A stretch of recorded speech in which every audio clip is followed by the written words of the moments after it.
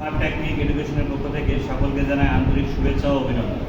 আজকে আমরা নবম দশম শ্রেণীর গণিত বিষয়ে অনুশীলনী 9.2 এর 18 পর্ব নিয়ে আলোচনা করব। 18 পর্বে থাকবে আমাদের পাঠ্য বইয়ের 28 নম্বর অঙ্ক। 28 নম্বর অঙ্কটা সৃজনশীল অঙ্ক। এই ধরনের অঙ্কগুলো তোমরা যারা হচ্ছে 2026 এবং 2027 এইচএসসি দিবা 9.1 এবং 9.2 থেকে এই ধরনের অঙ্কগুলো, সৃজনশীল অঙ্কগুলো তোমাদের কমন পাওয়ার সম্ভাবনা খুবই বেশি থাকে। এই জন্য পাঠ্য বইয়ের যে সৃজনশীলগুলো আছে এগুলো তোমরা যদি সমাধান করো তাহলে তোমাদের পরবর্তী যে এক্সট্রা যেগুলো থাকে বোর্ড পরীক্ষায় যেগুলো আসছিল সেই অঙ্কগুলো সমাধান করতে সুবিধা হয়। চলো আমরা পাঠ্য বইয়ের 28 নম্বর অঙ্কটা দেখে নিই। দেওয়া আছে ত্রিভুজ ABC এর কোণ B = 90 degree, AB = 5 centimetre, BC = 12 centimetre. AC এর দৈর্ঘ্য নির্ণয় করো। কোণ C থিটা হলে sin থিটা প্লাস cos থিটার মান নির্ণয় করো। উদ্দীপকের আলোকে দেখা হচ্ছে sec square plus cosec square equal sec square into cosec square. প্রথমে দেখো আমরা ক নম্বর সমাধান করব। উদ্দীপকে বলছে ABC একটা সমকোণী ত্রিভুজ যার কোণ 90 ডিগ্রিটা হচ্ছে কোণ বিটা হচ্ছে 90 ডিগ্রি। তার মানে আমি এখানে একটা ত্রিভুজ আঁক করেছি, এই কোণটা হবে আমাদের 90 ডিগ্রি, কোণ বিটা হবে 90 ডিগ্রি, তার মানে এটা 90 ডিগ্রি। এরপরে বলছে AB, তাহলে এটা A, এটা B, এটা C। AB এর দূরত্ব 5 সেন্টিমিটার, BC এর দূরত্ব B এবং C এর দূরত্ব হচ্ছে 12 সেন্টিমিটার। দেখো দেওয়া আছে লিখছি। আমরা জানি 90 ডিগ্রির বিপরীত বাহুকে অতিভুজ বলা হয়। 90 ডিগ্রি কোণের বিপরীত বাহুকে অতিভুজ বলা হয়। সমকোণের বিপরীত বাহুটা হচ্ছে অতিভুজ। সমকোণের বিপরীত বাহু অতিভুজ এবং অতিভুজের বিপরীত বাহু আছে লম্ব।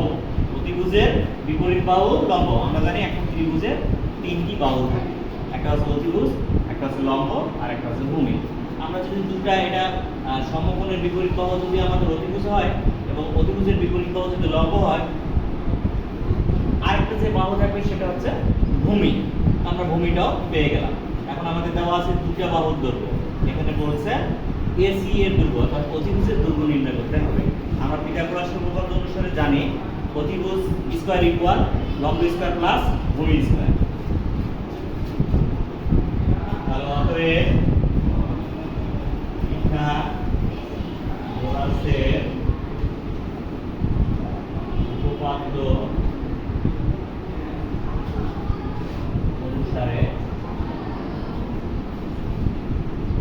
অতিভুজ স্কয়ার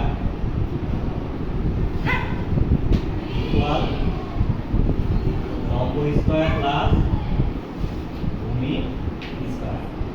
অতিভুজটা আমরা এখানে ধরেছি AC, AC উপর স্কয়ার, লম্ব হচ্ছে AB, AB এর মান হচ্ছে আমরা AB বসাই আগে, আর ভূমি হচ্ছে BC।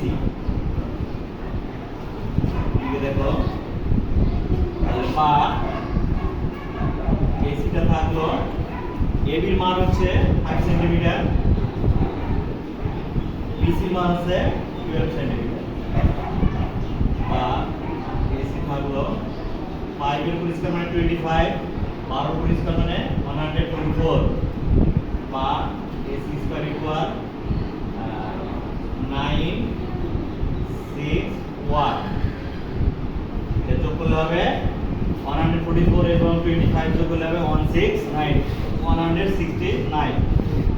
স্কয়ারটা যেহেতু আছে স্কয়ারটাকে এবার পার করে দেব, তাহলে কি হবে রুট হবে 169 এর উপর রুট দিলে হয় 13, 169 এর উপর রুট দিলে হয় 13। তাহলে আমরা AC এর মান পাইলাম 13। আশা করি তোমরা ক নম্বর অঙ্কটা সবাই বুঝে গেছো। এবার আমরা খ নম্বর অঙ্ক সমাধান করব। দেখো খ নম্বর অঙ্কটা বলছে কোণ C = থিটা হলে sin theta plus cos theta এর মান নির্ণয় করো। আমরা ত্রিভুজটা আঁক করছিলাম, একটা কোণ B কোণটা ছিল 90 ডিগ্রি, তাহলে আর বাকি দুটো কোণ আছে থিটা কোণ, অর্থাৎ থিটা কোণের মান নির্ণয় করতে হবে। আমরা জানি ত্রিভুজের তিন কোণের সমষ্টি সমান 180 ডিগ্রি। তাহলে একটা 90 ডিগ্রি হলে বাকি দুটো 90 ডিগ্রি হবে, 45 হতে পারে অথবা কম বেশি হতে পারে। তো একটা কোণ বলছে থিটা, কোণ থিটা যদি হয় তাহলে sin থিটা এবং cos থিটার মান নির্ণয় করতে বলছে। অর্থাৎ sin থিটা প্লাস cos থিটার মান নির্ণয় করতে বলছে। আচ্ছা উদ্দীপক হতে আমরা লম্ব সমান পাইছি হচ্ছে 5 সেন্টিমিটার, ভূমি পাইছি 12 সেন্টিমিটার, আর ক নম্বর হচ্ছে অতিভুজ পাইছি 13 সেন্টিমিটার।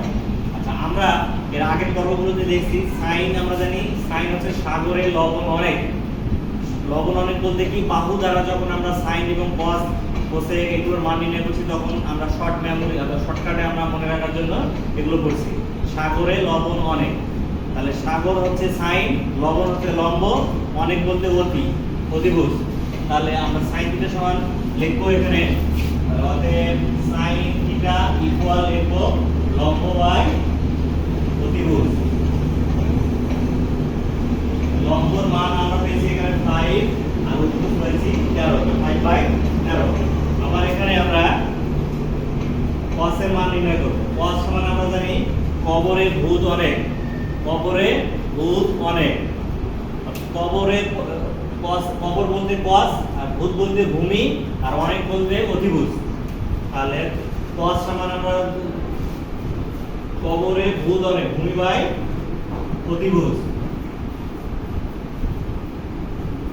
ভূমি বাই অতিভুজ, ভূমি হচ্ছে ভূমি পাইছি আমরা 12 আর অতিভুজ পাইছি 13। তাহলে এখন আমাদের নির্ণয় করতে হবে অতএব sin theta plus cos theta. sin এর মান হয়েছে 5/13 প্লাস 12/13। যেহেতু আর একটাই হবে লসাগু, এটা ভাগ করলে হবে 1, 1 এর সঙ্গে 5 গুণ করলে হবে 5, প্লাস এটা ভাগ করলে হবে 1, 1 এর সঙ্গে 12 গুণ করলে হবে 12। 12 আর 5 হবে কত? 17/13। এটা হচ্ছে 6 নম্বরের ফলাফল। দেখো 6 নম্বর অঙ্কটা কত সোজা, এত ইজি। তোমরা যদি অঙ্কগুলো বুঝে থাকো তাহলে এত তোমাদের কাছে ইজি মনে হবে, এটা কল্পনার বাইরে। তোমরা 9 অনুশীলনী থেকে, বিশেষ করে 9.1 এবং 9.2 এর অঙ্কগুলোর মান নির্ণয় আর কার পরিবর্তে কি হয় এগুলো যদি তোমরা জানো, তাহলে 9 অনুশীলনী থেকে তোমরা যে কোনো একটা সৃজনশীল দিতে পারবে। যেটা থাকবে যে কোনো একটা সৃজনশীল তোমরা দিতে পারবা। উদ্দীপক হতে কি পাওয়া যায় আমরা লিখছি, সাইন সমান আমরা জানি লম্ব বাই অতিভুজ, লম্ব পাইছি আমরা 5, অতিভুজ 13। cos জানি আমরা ভূমি বাই অতিভুজ, ভূমি পাইছি 12, অতিভুজ পাইছি 13। এটা মিলে যোগ করে দিলে আমাদের ফলাফল হয়ে যাবে। ধন্যবাদ।